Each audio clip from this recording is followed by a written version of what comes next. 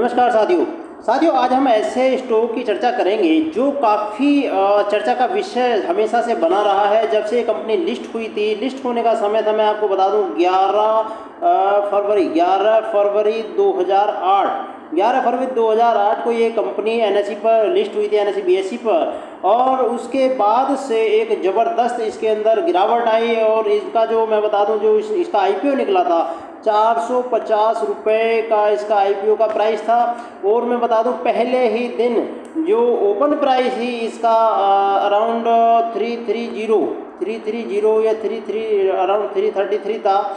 और उसने पहले ही दिन जो अपना लो लगाया था 222 रुपये का लो लगाया था। और निवेशकों के अंदर इतना हल्ला हो गया था उस समय जब ये स्टॉक जो है लिस्ट हुआ था एनएसई बीएसई पर। और सभी लोग इस चीज़ से बड़े परेशान थे कि रिलायंस ने इतना बड़ा सपना निवेशकों को दिखाया था, लेकिन पहले ही दिन उनके 30 से 40% तक उनकी कैपिटल जो है गिर चुकी थी। दोस्तों, ये कंपनी का नाम है रिलायंस पावर और सभी लोग जानते होंगे अनिल धीरूभाई अंबानी जी की ये कंपनी है। और इसकी जो आधारशिला रखी थी इनके पिताजी जो धीरूभाई अंबानी जी की जो आधारशिला रखी हुई 1995 में इस कंपनी को खड़ा किया था। और उसके बाद इसका ये लिस्ट हुई थी 2008 में एनएसई बीएसई पर लिस्ट हुई थी। बड़ी कंपनी है, पावर का काम अच्छा देखती है, लेकिन कहीं ना कहीं इसके अंदर कुछ ऐसी एडमिनिस्ट्रेटिव मिस्टेक्स रही हैं जो कि इस कंपनी को बहुत बड़े कर्जे के अंदर जो है दब गई थी ये कंपनी। और उसके बाद से लगातार इसका स्टॉक गिरावट में रहा। और इसका स्टॉक मैं बता दूं जब ये 450 रुपये का स्टॉक था, 450 का लिस्ट हुआ था, यानी कि लिस्ट नहीं है मैं कह सकता, मैं 450 का आईपीओ था, अर्थात लोगों ने 450 रुपये का आईपीओ इसका ख़रीदा भी था, बहुत लोगों ने बड़ा पैसा लगाया था इसके अंदर। लेकिन पहले ही दिन स्टॉक गिर गया 222 रुपये हो गया था। और उसके बाद लगातार इसने जो लो लगाया है ये 2020 में 1 रुपये का लो लगाया दोस्तों, 1 रुपये का लो। आप समझ सकते हैं कि उन निवेशकों के ऊपर कितनी बड़ी जो है विपदा आई होगी जिन निवेशकों के पास ये स्टॉक वहाँ उस समय पे रहा होगा। लेकिन कुछ ऐसी चीज़ें हो जाती हैं जो समय में कुछ बिजनेस के अंदर कुछ ऐसी चीज़ें हो जाती हैं, लेकिन वो फिर भी यदि कंपनी खड़ी रहे और प्रयासरत रहे, उसके प्रमोटर लगे रहें, तो आने वाले समय के अंदर उसके अंदर भी बदलाव आ जाता है। तो इसको बोलते हैं जो गिरकर खड़े हो जाते हैं वो ही लीडर कहलाते हैं। तो अभी हाल ही में एक कुछ खबरें आपने देखा वो मीडिया के माध्यम से भी हमें नज़र आ रही हैं कि Reliance power become a debt free company. ये छोटा सा मैं आर्टिकल भी आपको दिखा देता हूँ। ये पीटीआई की खबर के माध्यम से मैं एक छोटा सा आर्टिकल है। वैसे खबर ये पहले आपने सुन रखी होगी, लेकिन यदि ना सुनी हो तो मैं आपको बता देता हूँ। यहाँ पर जो खबर है Reliance power become debt free on stand alone basis, ये जो नई दिल्ली से खबर प्रकाशित हुई थी, Reliance power has become the debt free company on the standalone basis, clearing all outstanding dues to lender sources said. The company had a debt of around 800 crore which has been paid to the bank, they said. Between December 2023 and March 2024, Reliance Power signed multiple debt settlement agreements with the various banks, including IDBI Bank, ICICI Bank, Axis Bank, and DBS Bank. The company has now repaid the entire debt to the three banks. Sources said. तो दोस्तों, ये जो खबर है बहुत बड़ी बात है किसी कंपनी का डेट फ्री होना। और रिलायंस पावर जैसी कंपनी जो कि इतने बड़ी मुश्किलों में पड़ी हुई थी, तो ये एक अच्छी बात है, निवेशकों के लिए एक अच्छी बात है जिन्होंने इसके अंदर पैसा पहले से लगाया हुआ या अभी लगा रहे हैं। और हाल ही मैंने इसके अंदर जो शेयर के अंदर जो अर्थात वो सारी चीज़ें हमें टेक्निकल चार्ट के ऊपर भी नज़र आ रही हैं। तो दोस्तों, ये जिस रिलायंस का जो पावर का ये 12 महीने का चार्ट है, एनुअल चार्ट है। एनुअल चार्ट में आप देख सकते हैं 2008 की पहली कैंडल है जिसके अंदर की आप देख सकते हैं एक ही साल के अंदर स्टॉक गिर करके 80 रुपये के आसपास आ गया था। और उसके बाद साल दर साल थोड़ा सा यहाँ पर रुका, 2 साल रुका, उसके बाद फिर लगातार गिरावट इसके अंदर जारी रही।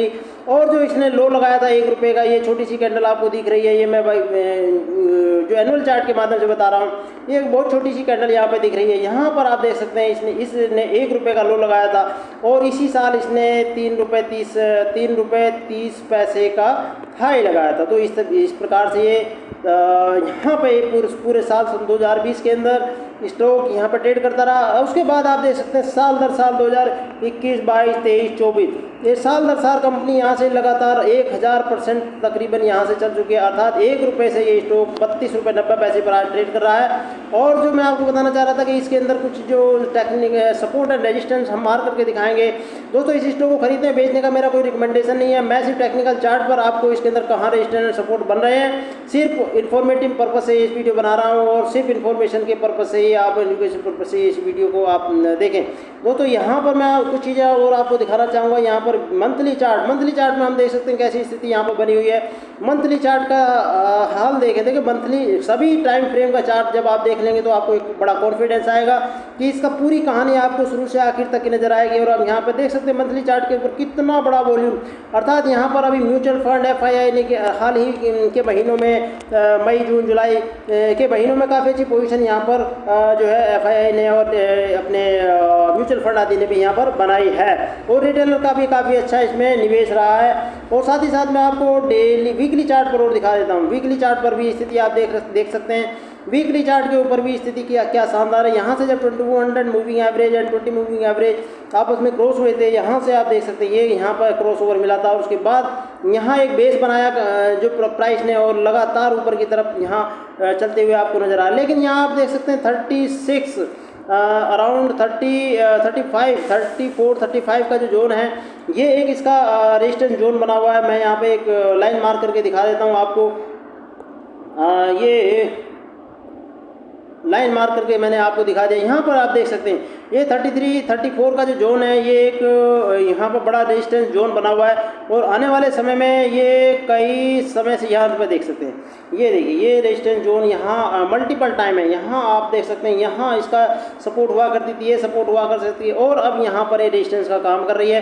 दोस्तों कभी भी ये आपको टेक्निकल जब आप किसी भी चार्ट को देखते हैं तो हमेशा आप देखा करें कि जब कोई स्टॉक ऊपर से नीचे गिर करके आता है और वह बार बार किसी जगह पे रुक करके और फिर बार बार उस एरिया को के आसपास जोन में घूमता है तो उसकी एक सपोर्ट कहलाती है, वो सपोर्ट कहलाती है।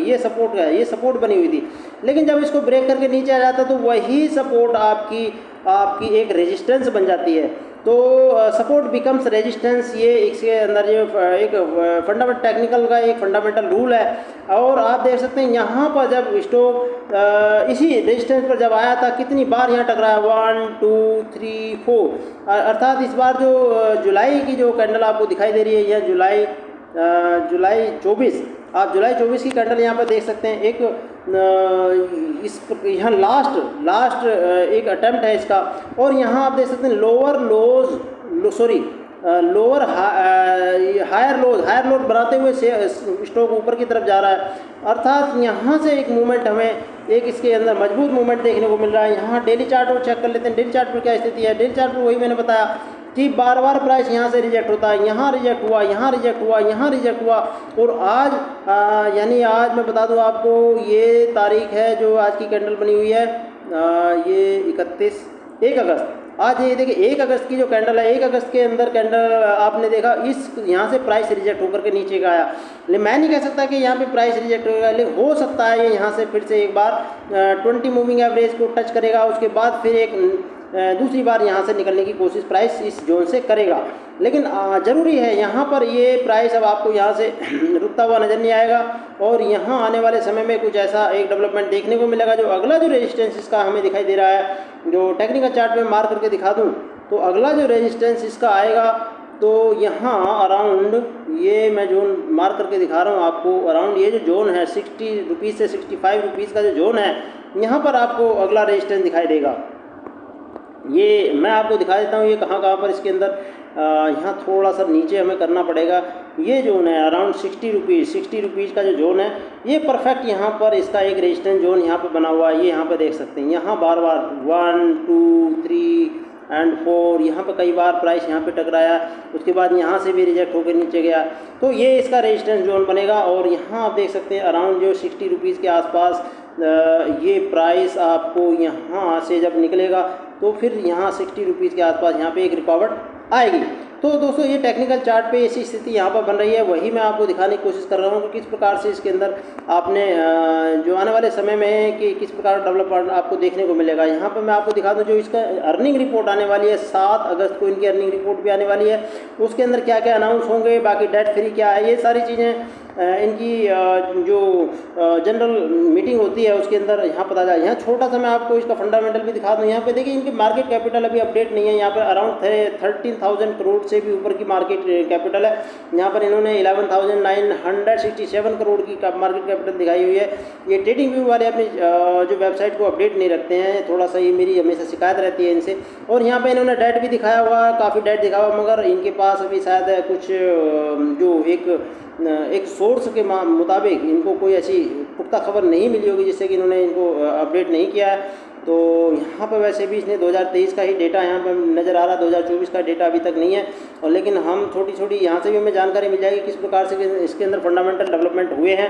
यहाँ 2019 की डेट की स्थिति देख सकते हैं, 2020, 2021, 22 एंड 23। अब 2024 का डेटा आया नहीं है जहाँ पर कि यहाँ को डेट फ्री बताया जा रहा है। तो अगर यहाँ हम देखें तो बहुत अच्छा इसके अंदर जो डेट की स्थिति यहाँ धीरे धीरे यहाँ पर चुकाई गई है। और आने वाले समय में आप देख सकते हैं लॉन्ग टर्म का जो एसेट एंड लाइबिलिटीज, एसेट इनका काफ़ी कम हो चुका है, आने वाले समय में काफ़ी कम देखने को मिलेगा। और एसेट इनका काफ़ी बढ़ चुका है और लाइबिलिटीज इनकी कम हो रही है। तो इससे क्या है, कंपनी आने वाले समय में बहुत अच्छा अपना बिजनेस कर पाएगी और पावर के क्षेत्र में एक बड़े काम कर पाएगी, जिससे कि आप वैसे भी आप जो पावर सेक्टर को 2030 तक, जिस प्रकार सरकार ये कह रही है कि अब 2030 तक हम देश के अंदर कंप्लीट नहीं 50% जो ग्रीन एनर्जी पर डिपेंड हो जाएंगे और कोल से बनी हुई जो बिजली है अर्थात कार्बन से बनी हुई बिजली है उस पर हम निर्भरता कम कर देंगे। यहाँ मैं छोटा सा इनका आपको थोड़ा सा वर्किंग फोलियो भी दिखा देता हूँ। Reliance power limited develops, constructs and